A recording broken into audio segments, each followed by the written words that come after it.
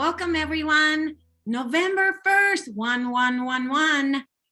Gorgeous numbers today. And I just can't believe that I'm saying November. But like I said, I love sweaters. Sweater season has arrived. So I am very, very happy. I think it's just, no, it's not just me. It's no longer kind of like a time when we feel like, oh, this week was really gentle and relaxing. It just seems like every week there's something going on all the time. So you can look at the astrological, numerological, all the other things, and then say, okay, well, this week I could plan doing this and this and that. But I tell you, it's going to be a really rocky in some ways, and maybe even the word is demanding kind of a November and December, I think. So, but I've been feeling a lot about 2022 coming towards me. It's like reaching for me and it's trying to talk to me a lot. I will talk a lot more about 2022 next month because I've been getting a lot of thoughts, and I thought, maybe we can talk about that next month.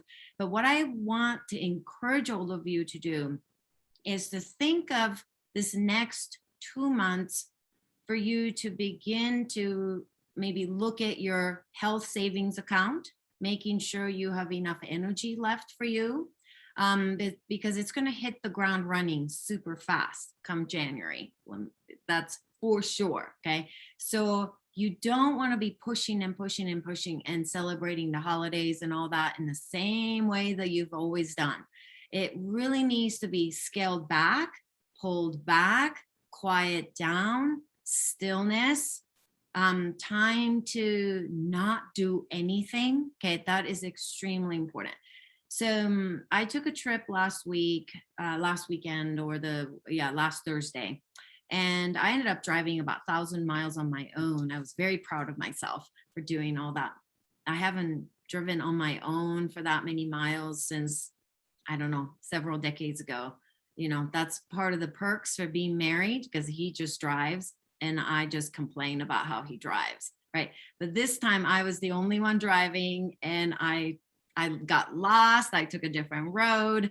Ended up being a crazy, beautiful, amazing drive that I was actually almost scared of being on the road at times, because it was this really curvy roads that were way up in the mountains. I think some of the roads were like closer to 10,000 feet high. So I can see all the Rockies, all the 14,000 foot mountains and valleys. And it was crazy. But in that drive, I really felt the connection with this Mother Earth. And I felt the true meaning of the word awe.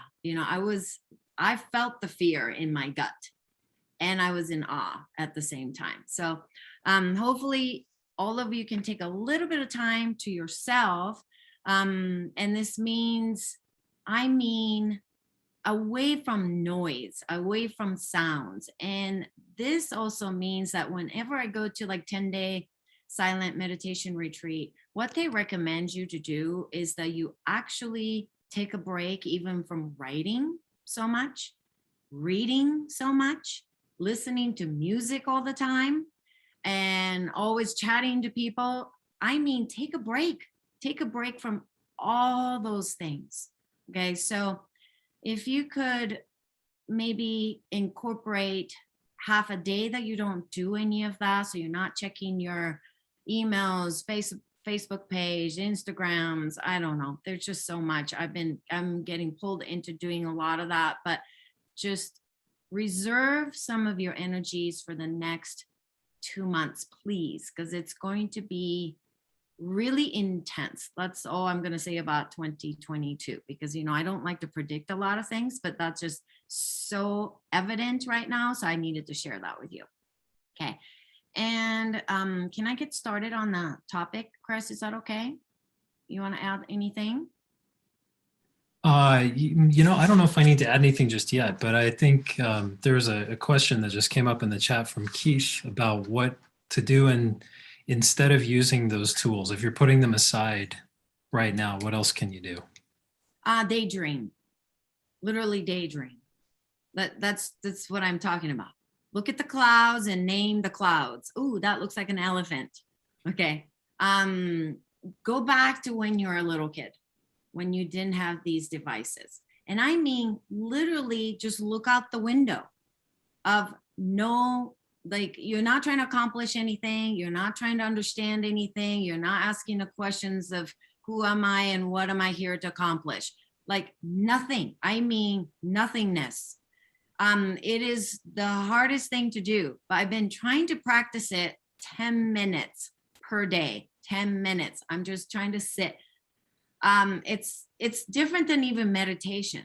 I'm not meditating and I'm not listening to a meditation, like something through my headphones, nothing. I mean, just watch the seasonal change. That's all I'm talking about. It's really tough. I have done, like Vipassana as well, and in 10-day meditations where I wasn't even allowed to take notes. And I was so angry about that because I thought, ooh, I'm going to have all these great ideas. But I understood by the end of it that I'm not going to lose that. I'm not going to lose touch from that moment. If it's important to me, it's in me.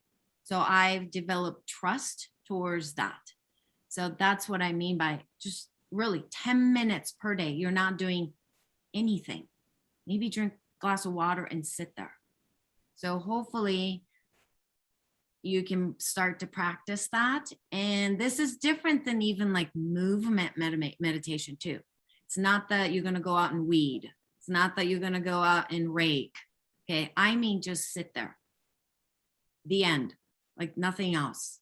Okay. So any other questions? I don't see any other questions. To that, I just want to add that we've talked about this before on other calls, but the imagination is the key to unlocking a wider scope of possibility.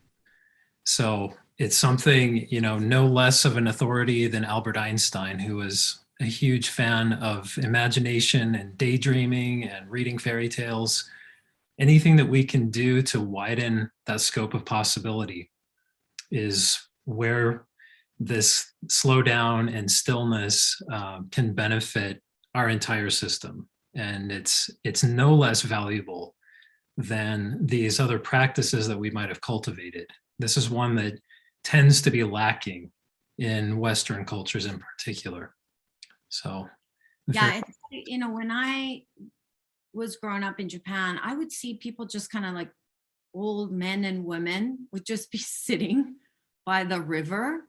And I always wondered, what are they doing? But they weren't actually doing anything. Or, when I traveled in Africa I went from basically Cairo to Cape Town all the way on the overland truck. So I went pretty much the entire continent as much as I could. And what I noticed was like, they're just time of just sitting around.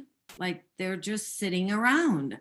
They weren't doing anything. They weren't accomplishing anything. They weren't even talking to each other. That's what I mean.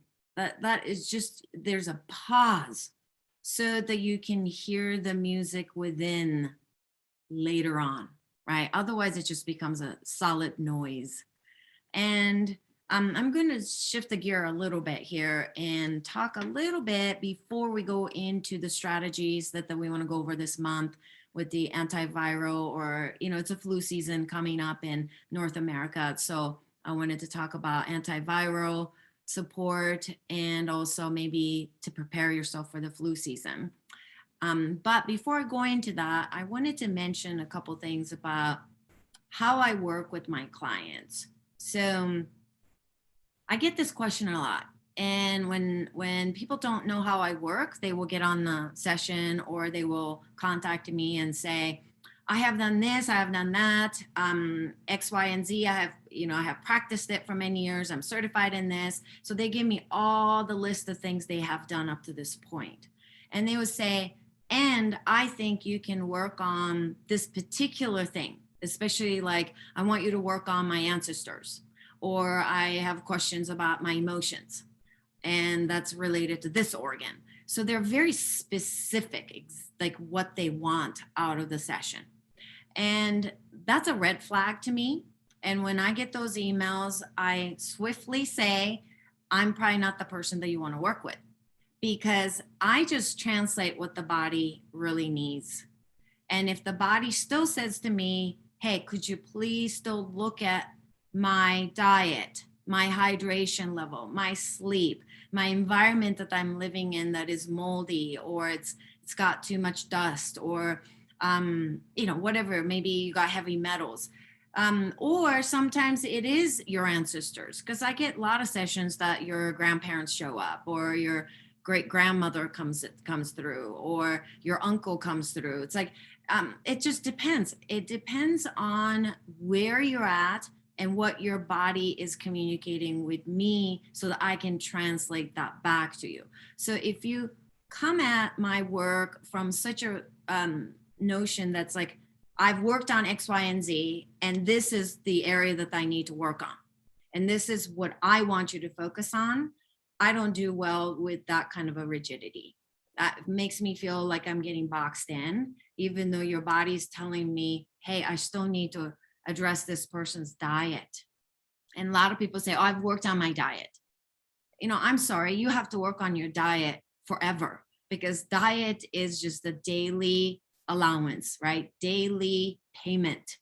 And Chris talks about this a lot, and he can chime in, but it just, diet, it's not something you do and check it off and say, I did it.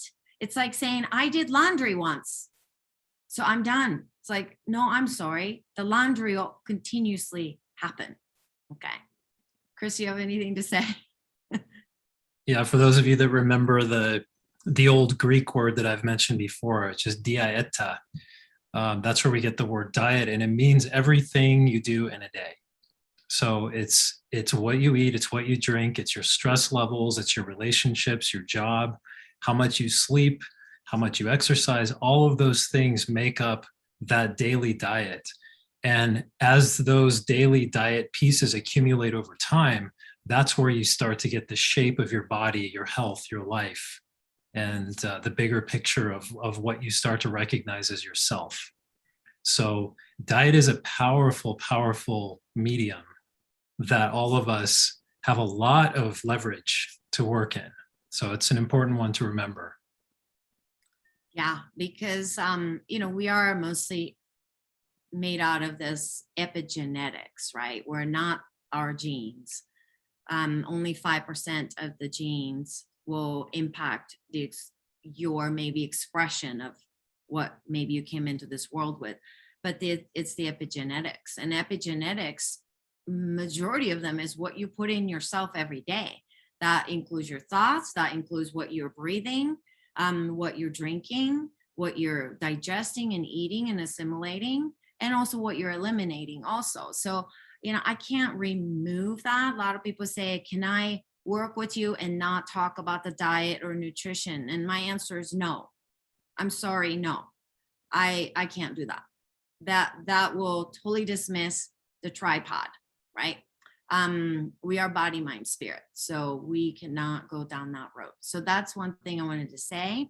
And then I think, one of the things that I learned over the years as well, but this past couple weeks came in very strongly, is that people tend to want to work on the emotional side a lot, because it is something that's talked so much about in the spiritual world. And I know Chris has a lot to say here, because he works with group of people, actually a lot of people. He's in charge of over close to like 1,500 people or more in the state of Colorado, of their health and wellness and mental health in particular. But we, in order to work on our anxieties and our worries and our tendencies to be depressed, or sense of emotions that you've worked on over the years with different spiritual modalities, or even the psychotherapy, they have to coincide with the support for your internal organs, because each organ carries different emotions, right? So if you are going to work on, for instance, like resentment, and betrayal and things that are has become bitter to your inner self, or bitterness that you have inherited through your ancestors, which I see this a lot, that you have to work on your liver. So you have to support foods and nutrition that will support your liver. And I realized that I met up with a friend of mine, and I couldn't believe that she still wasn't getting what I was trying to say to her. And she all of a sudden she had this like aha moment with me, and I almost just wanted to go, oh my God, how many times do I have to repeat this? That in order for you to move past your ancestral energetic fields that you might have inherited, which are bitterness and anger and resentment and betrayal, you have to work on your liver, right? So luckily she got it at the end, but I felt like this is worth saying it to the group again. So we are body, mind, spirit, everyone. We can't just work on the mind and emotions and the heart center opening. You can't just be working with your spirit guides. You can't just be working on the ancestral energies. You have to work on how are they getting metabolized or not metabolized, undigested or digested in your system. And that is your physiology. If that piece is missing, then you'll get a diagnosis like I got, which was MS, because I worked with the people with energetic work and energy healing medicine for nearly, at that point, over a decade. And I fell apart because I totally ignored the body part. So this is why I'm passionate about it. So I hope that makes sense. Okay. Anything to add to that as we go into our first week? I'm going to just add to this that something that I've been reading a lot of in the last week is it's around this topic, but it's also related to this bigger question of how everything is connected. And it's this basic idea that on a biological level, which is how that's the basic way that all of us begin our experience, is through our biology. It's through our body. And there is no separation at that level between these things, between your physical health, your mental health, your spiritual health, and any other kind of health that you might want to think about. At that basic level of our existence, they cannot be separated from each other. So as much as we like to try to put them in buckets or boxes or compartments and have them be neat and clean and separate from each other, the fact is that they're the same thing. It's just different. It's almost like different gears that we travel in, different modes that we travel in throughout our day and our life. So just try to keep that in mind, especially as we're going into this topic of it's easy to think about these things as what's the thing? What's the silver bullet? What am I missing? How can I target the one area that I think I'm deficient in or that I'm lacking? We're encouraging everyone to step back from that kind of thinking and look at the bigger system. Look at the system as a whole, where it's all the same thing. So one thing's going to affect another. And of course, in our lived experience as an embodied human being, we're going to feel that.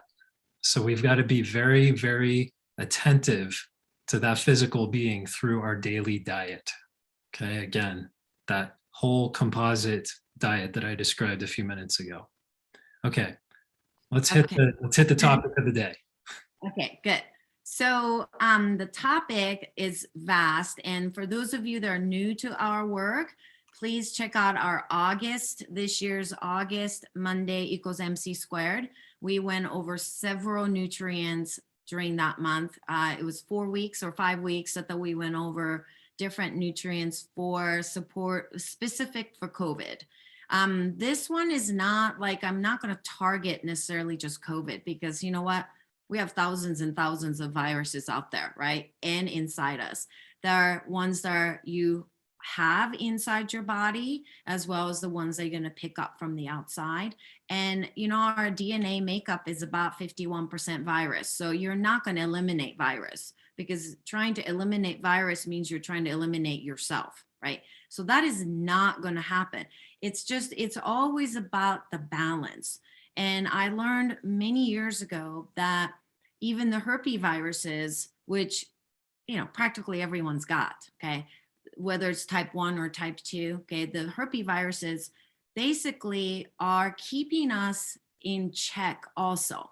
And this was a journal, that the scientific journal that I read, I think it was in 2012, but it was something to do with the herpes viruses balancing your yeast overgrowth, yeast and fungal overgrowth in your body. And when I read that, I thought, wow, I am going to start to like appreciate the herpes viruses, right? And it's not one of those things that you want to go into a mindset, how do I eradicate? How do I, wage war against this? And it's that kind of a masculine approach has led us to this point in history. Trust me on this. We've got to bring in the feminine. We've got to bring in this more of inclusivity. How do we balance? How do we hear each other? So it's more of a circular, like all the viruses coming together by the campfire, and we're having a discussions because they make up who you are. Okay.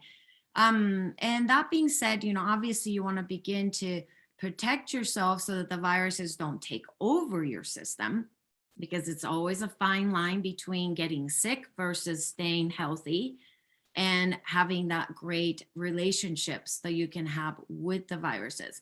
And many of you have been experiencing, and I've been reading up on this a lot.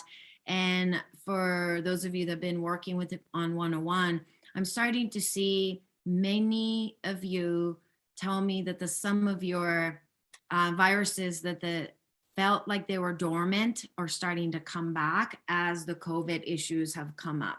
And that's very common because the virus will feed each other, kind of a thing. They will kind of excite the other viruses that are inside your system as well. So that's extremely common. So if you're starting to notice like shingles coming back, or Epstein-Barr viruses coming back up again, or you're having Lyme disease that you've been able to keep it down, but now the symptoms are coming up, you're starting to get fatigued, you're starting to have nerve pains, you're starting to have skin issues, many different symptoms that you could be experiencing from viruses. Part of it is that the COVID treatment, but also just the emphasis on COVID, we've kind of forgotten about the other dormant guys too.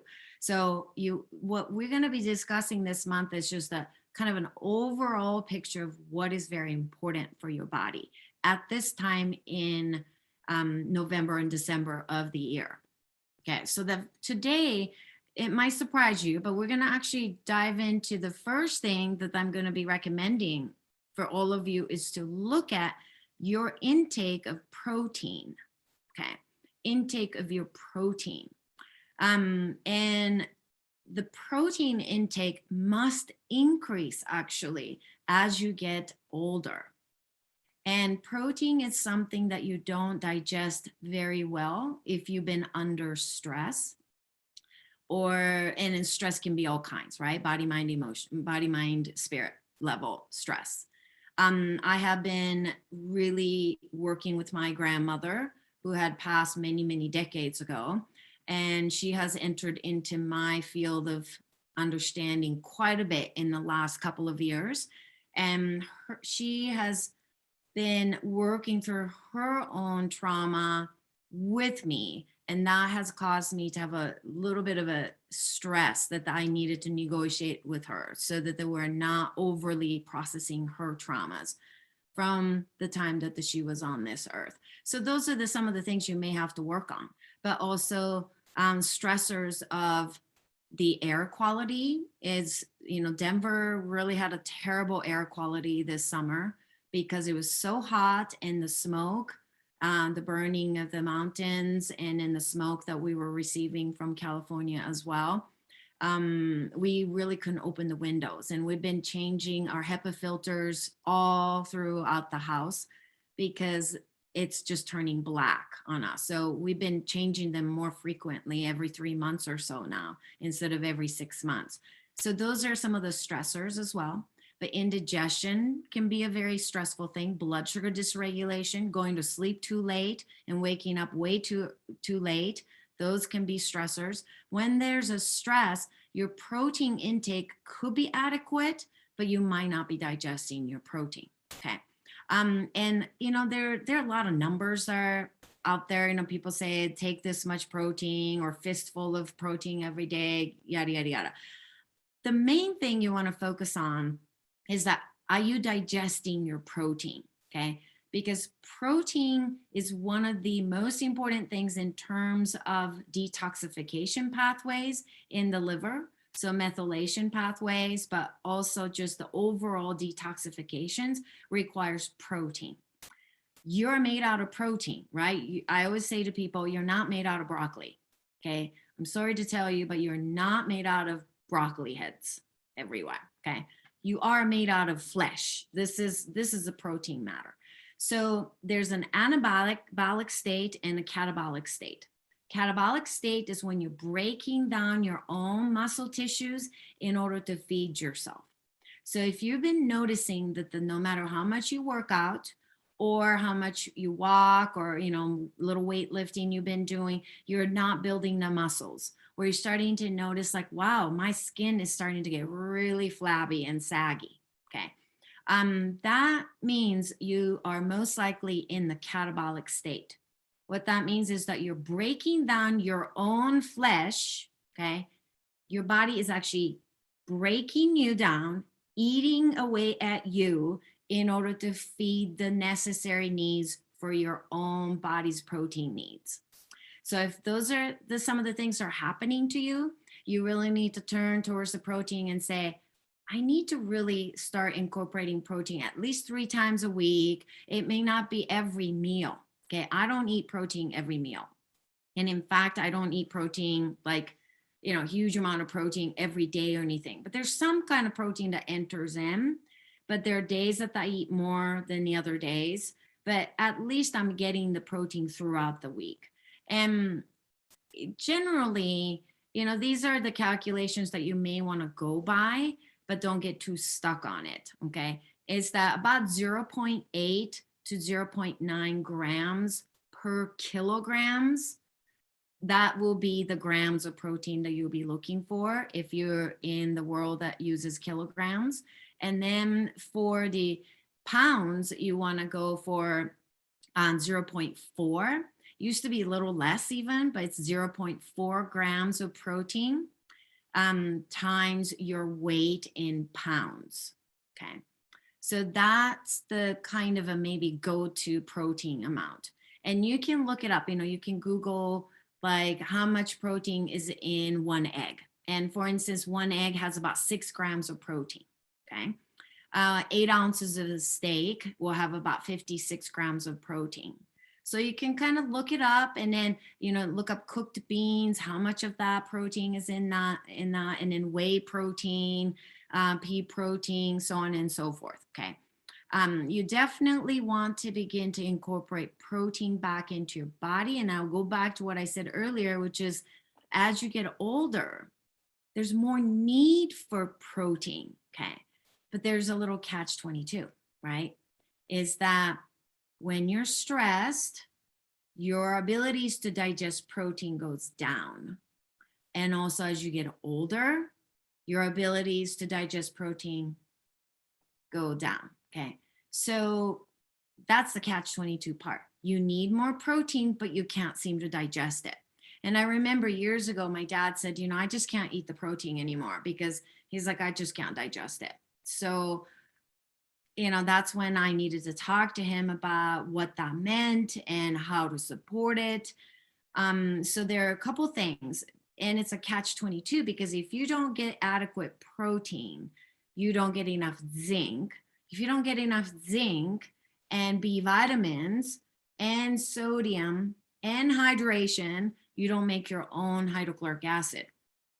And so you need protein to get some of these raw ingredients to make your own hydrochloric acid, which is the stomach acid to digest your protein.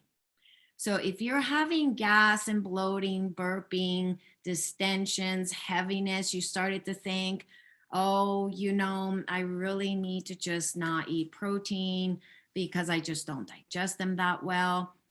Please think again. It just means that your body is just saying, I can't digest it. But that doesn't mean, I don't want you to go to the conclusion right away and say, oh, this means I don't need to eat any protein. I could just do vegetarian or I could just do vegan. Okay. There's serious need in the body, and particularly when you're dealing with pneumonia, when you're dealing with the viral infections, with the COVID as well, but other viral infections, your body actually shifts the metabolic rate to needing more protein, almost like you're an athlete, almost like at the athlete level need for protein. So if you are fighting infections, then you need to think of yourself as a bed resting competitive athlete. Okay.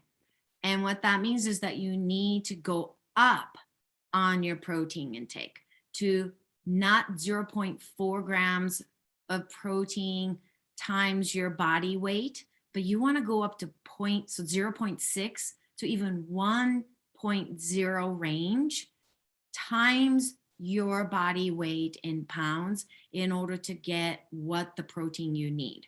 So if you are starting to feel like, ooh, I think I was exposed to something, or I'm trying to heal from the viral exposures, or yeah, I feel like I'm getting a little cold here and I don't feel well, this is when most of us will just skip the protein. But this is when you want to begin to do really, our grandmothers knew, right? Chicken soups, and make your bone broths, and maybe easy to digest protein that are cooked in the water. When you cook your protein in the water, it's a lot easier to digest. And if you're going to do beans and things, you want to definitely soak them overnight and then cook them slowly. Add a little bit of a sheet of wakame, which is the Japanese seaweed. When you add the little sheet of wakame and a little vinegar, like could be apple cider vinegar, could be a little lemon juice, then it breaks down the beans very easily and it's easier for us to digest. So those are some of the suggestions that I have. So I'll pause here. Chris, anything? Yeah, there were a couple of questions, and you've already touched on a partial answer to it. But a couple of the questions had to do with, how do you know if you're processing the proteins you take in, and how do you know if you're digesting it properly or not, or getting enough or not? And so I want to just point out to people, just think about what are some of the signs that we might even think of them as normal because they're so familiar and commonplace to us. But think about some of the signs of breakdown that you might experience, especially in the context of what we're talking about here with a virus or a viral infection. Think about things like fatigue, inflammation, brain fog. Okay, Masami already mentioned indigestion symptoms. So like gas or bloating or burping or acid reflux. Those can all be signs that you're not digesting your protein that you are eating. And so one of the ways that you know you're getting enough is you're not going to have some of these other symptoms that I just mentioned, the inflammation, for example, or having connective tissue breakdown, like saggy skin or easily sprained ankles or joints or things like that, or joints that don't seem to stay in place. Those are all also symptoms and signs of insufficient protein digestion and absorption in your body. So a lot of the things that we just oftentimes attribute to old age or getting older, I can tell you from personal experience, I was dealing, as many of you have heard me talk about, with a severe injury, and I didn't realize just how deep the reach of that injury was in my body. And so a lot of the symptoms that I was experiencing of breakdown, which are many of the ones I just mentioned, were also related to how I was digesting protein. And so at the time, I was only starting in my mid 20s, I was already starting to tell myself, wow, this must be what they talk about when they say it kind of sucks to get older. And I thought, wow, it really does. I must be getting older already, and I'm only 25. And that, I can tell you that I suffered for a long time because I didn't know the signs that we're talking about right now. I didn't realize that those were signs of my body screaming out and calling for more support of its resources. And protein was one of the major ones. So when I started to address that and understand that, and it was years later, unfortunately, but once I started to address that, the pain levels went down, the inflammation went down, the ability to regrow healthy new tissues increased. And so all of those are factors that are important to keep in mind when we're talking about protein. Because like Masami said, we are made out of protein. Our hair, our skin, our eyes, our muscles, all of the tissues of our brains and digestive systems are built around protein. Okay, so we're, like she mentioned also, I'm just going to reiterate this because it's such an important point, is that when you're in a breakdown mode, you have to almost treat yourself. She used this great phrase, you have to treat yourself like you're a bed-rested athlete. So you have to train as if you are a competitive athlete who's trying to increase their performance with their protein consumption and digestion. So that healing process a lot of times will feel like, well, I'm too tired to cook, or I'm too tired to really have an appetite. That does happen sometimes. So we have to really be careful about how we approach the healing process, especially when we're being impacted by a viral infection. So it's even more important at that time. So I'll hand it back over to you. All right, thank you. I wanted to just kind of, those are great questions, and I see a lot of great questions we'll answer about the digestion of the protein. What do you think of, even doing whey protein, which I ended up doing today. So I will talk about all that. So when your protein is not being absorbed, that's the main issue that I see. So I see a lot of people who are consuming protein, but they're not supporting their digestion. So the protein, what happens is that when it's not digested and your body's warm, right? So imagine if you left out a piece of salmon over several days in a warm room, what's going to happen to that protein? Disgusting, right? They become putrefied and they start to stink so badly. Like, I don't know, you've ever tasted putrefied protein, which I have. It's the most disgusting thing ever. Okay. But that's what's happening inside your body if you just consume protein and if you don't support the digestion. And it's not digestive enzymes, everyone. Everybody talks about digestive enzymes. Okay, those are great. Proteolytic enzymes, fantastic. Bromelain, fabulous. Okay, papain, great. But the fact is, I'm not talking about the digestive enzymes. I'm talking about the hydrochloric acid, which I'll talk about. But when you're not digesting protein, it's like, if you're not consuming protein, that's not great. But if you're consuming protein and you're not digesting, I might even think that that's worse, because you are basically creating toxic environment inside. Putrefied protein will start to make their way into your bloodstream. And this is where the leaky gut words come in. This is the SIBO issues. This is when your lymphatic system is clogged and congested, and because you're just basically creating a toxic environment inside, right? Then you will begin to notice, because you're not digesting, so the lymphatic issues, you may have fatigue, you may begin to get brain fog, you start to have constipation and diarrhea, distensions, bloating, heaviness. Those are all the signs that you're not digesting protein. And when you don't have adequate protein, they will start to show up on everything, from eyesight to skin, right? To the quality of your heart, okay? To the quality of your brain, to also things like nails, right? Thinning of the the not thinning just the skin, that's one too, but thinning of your hair, that's a big one too. But fatigue is a big one. Weakness is a big one. And then another thing that's connected, I do think that there's a connection to what's been going on with the COVID, is that in the last couple of years, we have more people who consider themselves to be depressed. And more people are getting back on the antidepressants and things. And I wonder, how are these people digesting protein? Are they eating enough adequate protein? The reason why protein is so important for your mental health that comes with the exposures to viruses and getting sick, because when we're sick, we don't feel great. And if it prolongs it, then of course you're going to start to feel not just the anxiety, but that's going to turn into worry, and that can become crystallized emotions like depression, right? Then where you want to look at is, am I digesting protein? I know Masami said we need to eat like an athlete when we're sick, but if I'm not digesting, what is that doing to our system? It's toxic, but also it can cause you to prolong these emotional state that is not very positive, right? So I do see a connection between lack of protein intake, digesting the protein that is lacking, and the depressive tendencies and the mental health that is deteriorating.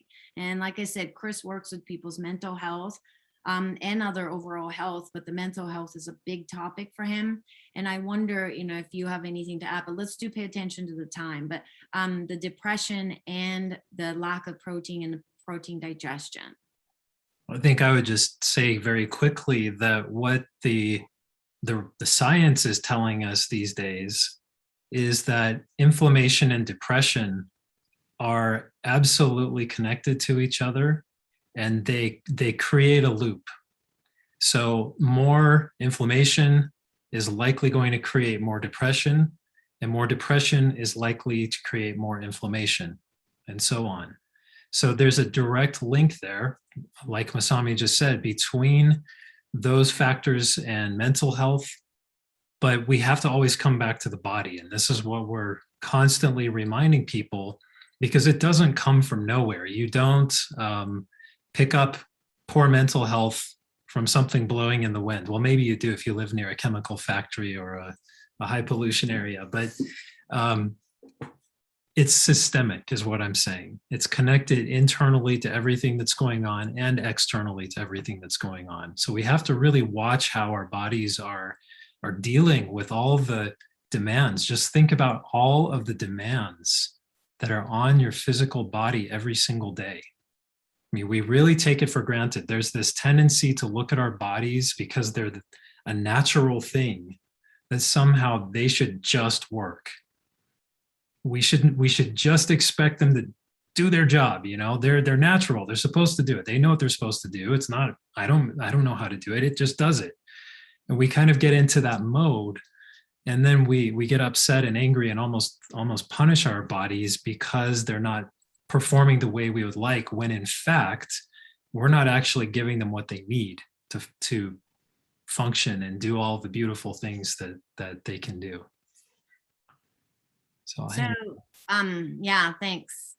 And basically I'm going to show you which hydrochloric acid that we use. So we both switched it from the Biotics brand to the Zorex HCO Complete.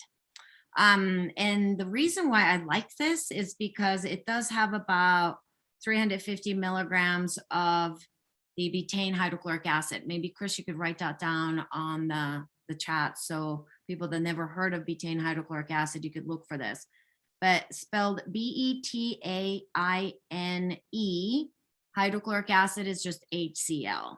Okay, so it does have a 350 milligrams of betaine hydrochloric acid, but it also has the acid part only of the apple cider vinegar.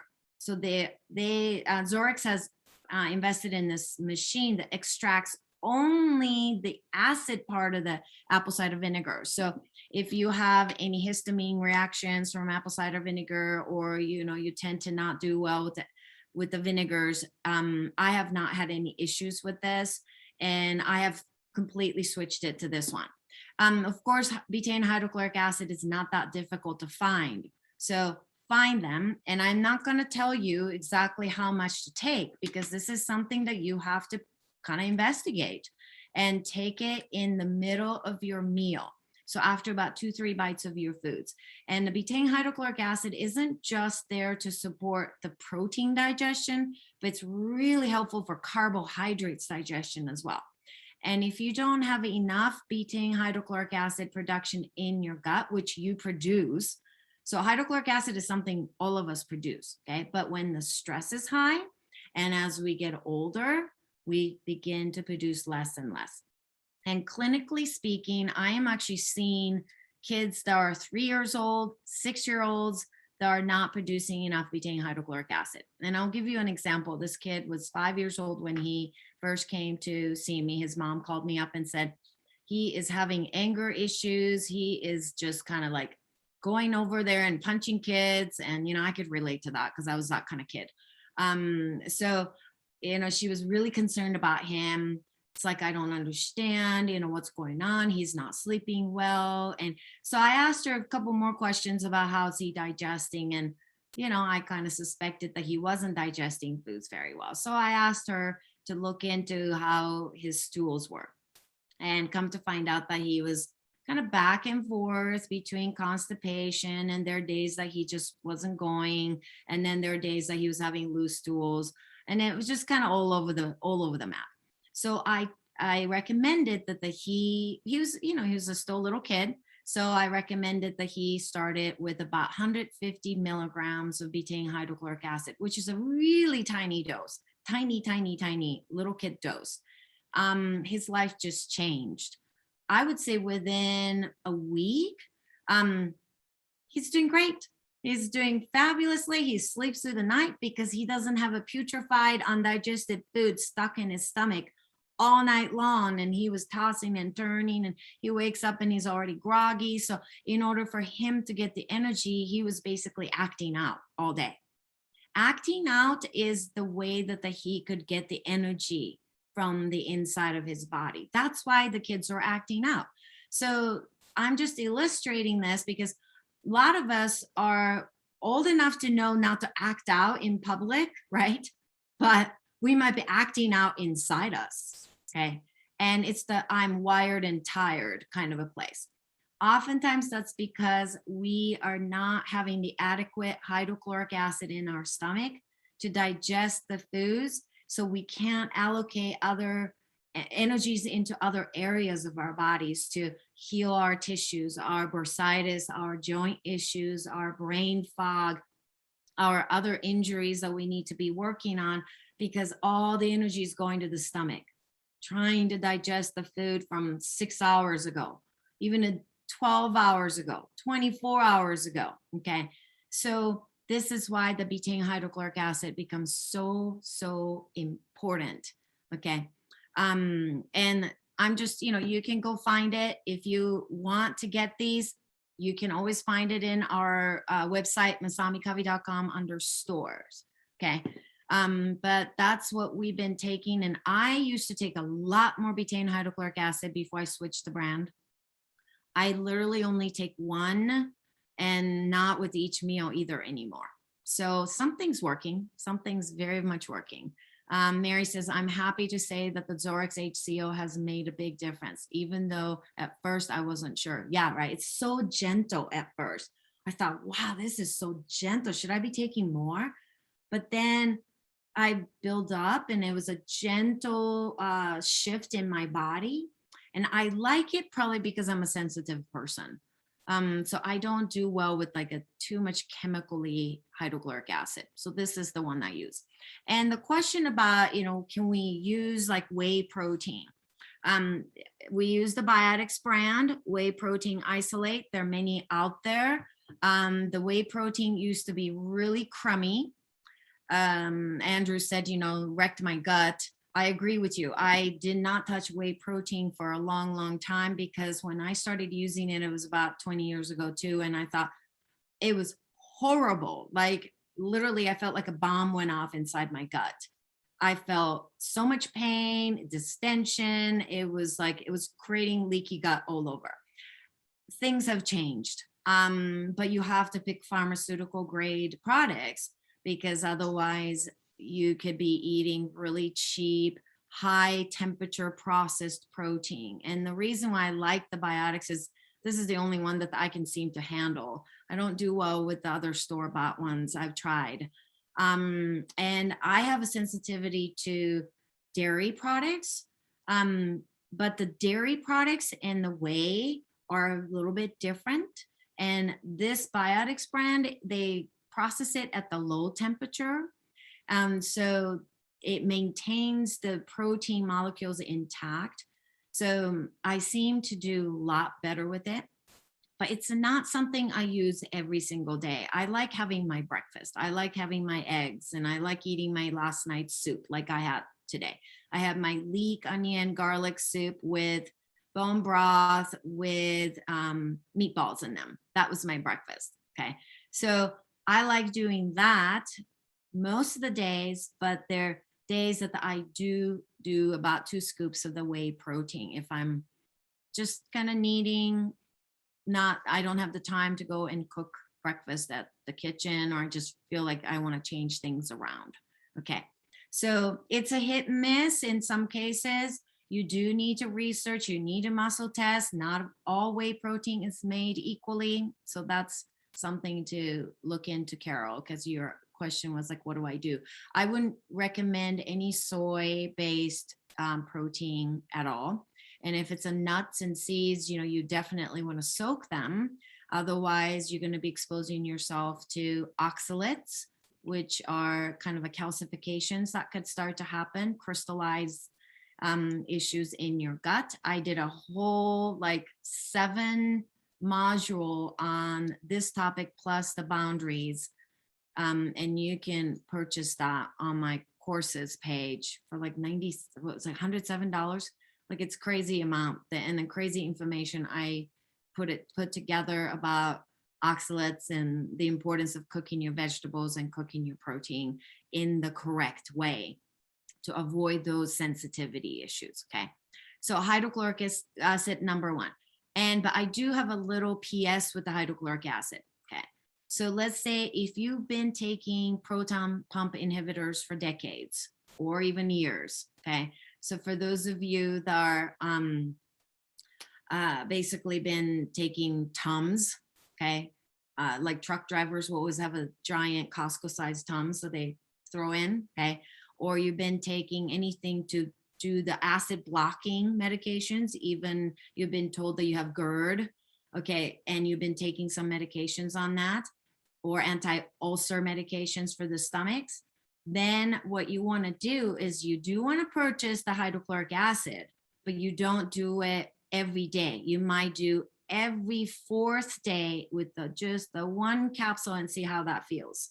And if that makes you feel, ooh, that feels a little acidic for me, please stop blaming the hydrochloric acid. Okay. That's not to be blamed. It means your mucosal lining, your stomach lining has been dulled and stopped producing your own hydrochloric acid. So we need to wake it up and start to talk with your brain about that. Hypothalamus and pituitary need the signal. Okay.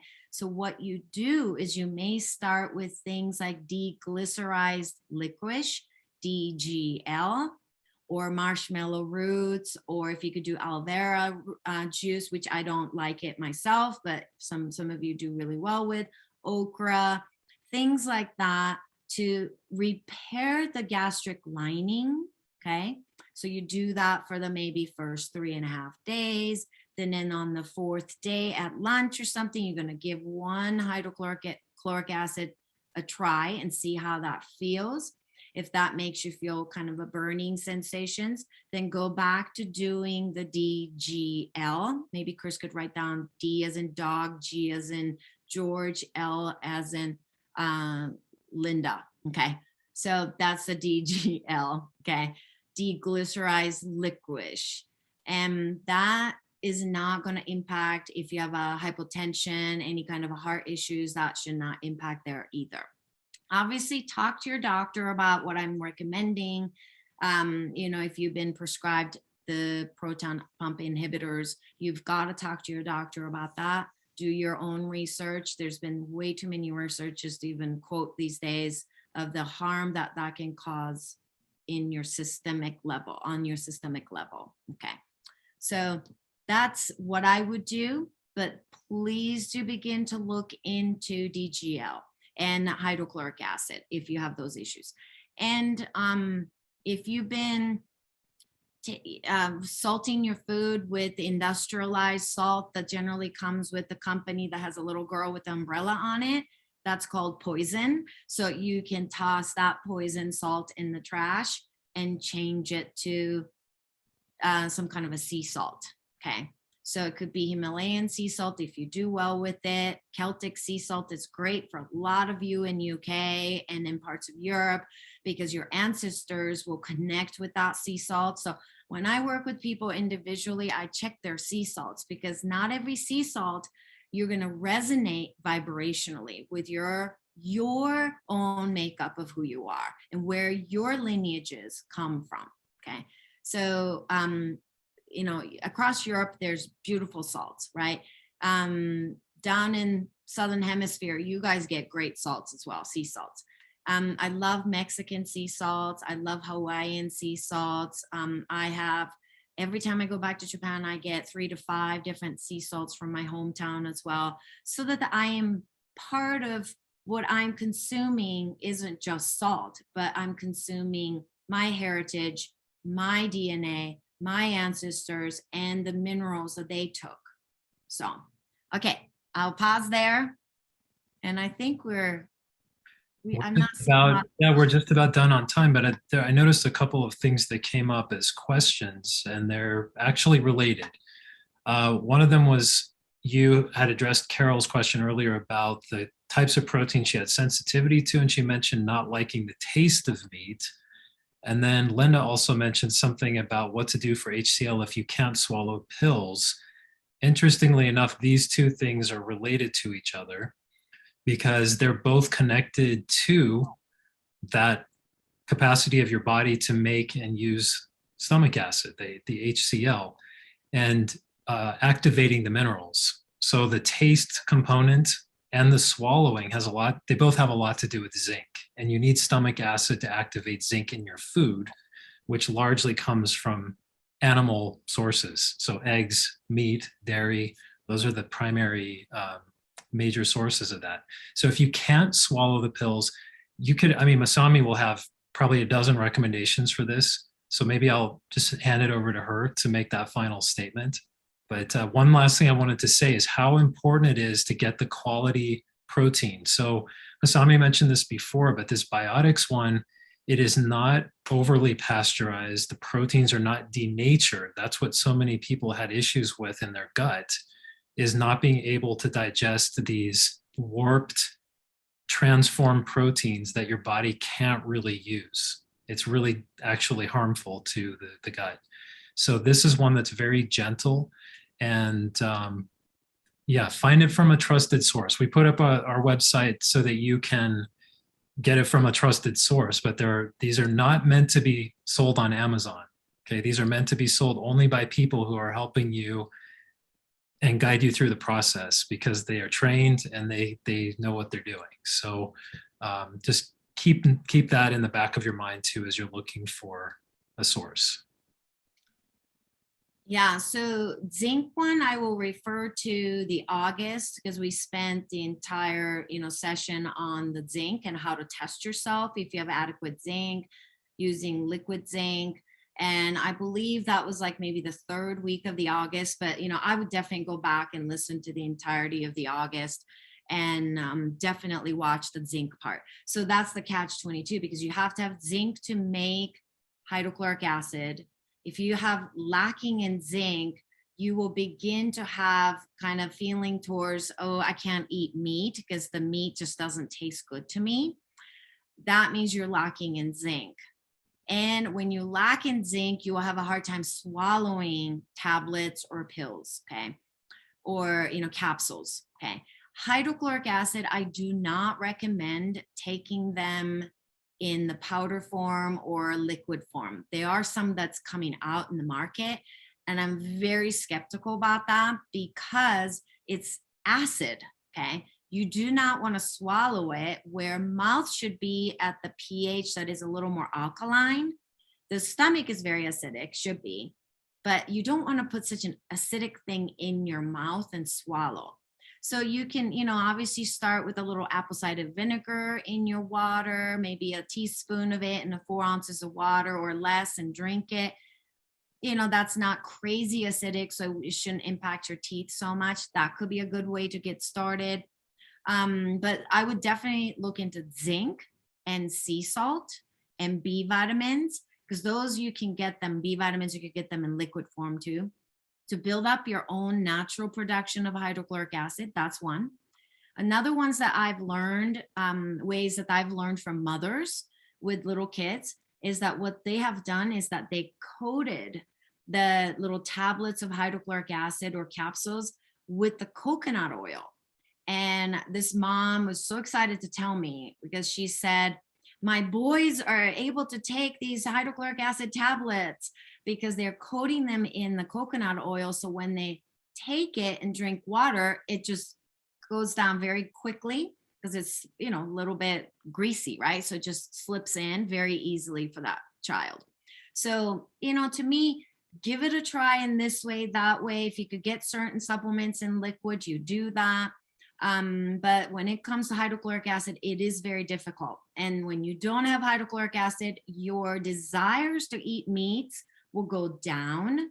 And if you don't have hydrochloric acid, your abilities to swallow also goes down. But inability to swallow also means that you're lacking in B vitamins and zinc and other minerals as well. But you can't get minerals very readily if you don't get the good macronutrients coming in either. So it's this whole catch-22 going on. So I wouldn't get crazy like, oh my gosh, how do I do this? This is just so overwhelming. Maybe start with the apple cider vinegar, see how that feels. Okay. That's a very small amount of acid, though, I have to say. So it's not going to make a huge difference in your digestion, but it's at least supporting some of it. Take a look at your sea salt choices. Take a look at the zinc. Okay. And the last thing I wanted to mention about the protein, that I brought it up about mental health, and I forgot to mention this, is that you have to have amino acids in order to make your neurotransmitters. You have to have amino acids, okay? Anything that starts with L or R, right? And you have to have actually zinc and B vitamins too, but you have to have the amino acids in order to make your neurotransmitters. I'll give you one example before we get off, okay? In order to have really good serotonin that can be converted to melatonin in your body, okay? Serotonin is 96% or more produced in your gut. You have to have L-tryptophan, okay? L-tryptophan, as many of you probably know, they come from things like red meats, they come from turkey, they come from fish, they can come from eggs, but they come from protein sources. That's what gets converted. You have to have that in order to make your own serotonin. And serotonin is that I feel happy, I feel content, life is good, I feel rested. That's what that is. So in order to make your own, you do need to look into protein digestion, okay? And if that's getting too hard for you still right now, because you can't swallow, it's going to take some time to start to introduce some, meats back into your diet, then you may need to just take powder form of L-lysine, L-tryptophan, L-arginine, and et cetera, et cetera. You can get these in the powder form that comes in. It's like a protein that is already, think of them as like a digested protein, okay? So that you don't have to use up so much of your hydrochloric acid energy to digest, okay? Because the protein has to break down in an acidic environment in order to cleave away at these nutrients into this L or R form of protein. Okay. But you've got to have the acid in your stomach to do so. Okay. So I hope I really pound that idea that you guys need protein. And when you are dealing with long COVID, or you feel like, yeah, you know, I caught something and I'm not quite doing well, that's the time you begin to make your own bone broth, or buy some bone broths, or make some protein-based foods, could be powdered, whatever. But you've got to think of yourself as an athlete. That requires a lot more protein, but that also requires you to digest. Okay. So anything else? I hope that was good. Thank you both so much for Masami and Chris. Yes, you're welcome. You're welcome. You're welcome. And then we will have some really surprising supplements and nutrients for you this month that I'm very excited to talk about, besides just protein and things. I'm very excited to share some of these really key nutrients that will be super helpful for all of us to get through this season. Okay. All right. Anything else, Chris? You're welcome. You're welcome, everyone. No, that's it for me. Just we have to remember, we have to train for action, we have to train for rest, and we have to train for healing. So Yeah. this is what we're doing with protein. Yeah. So after your lunch, just sit there and look out into the world around you. Just don't do anything. Don't write, don't read, don't listen to music, nothing. Just sit there. Okay. All right. Thank you, everyone. Good to see you. See you next Monday. Oh, and everybody, don't forget, my interview is this Wednesday. I forgot to mention that again. So please watch my Energy Medicine Summit. And that link is it was in the email as well. So you will be able to find that. So, and let me know what you thought of my interview as well. We'll see you next Monday.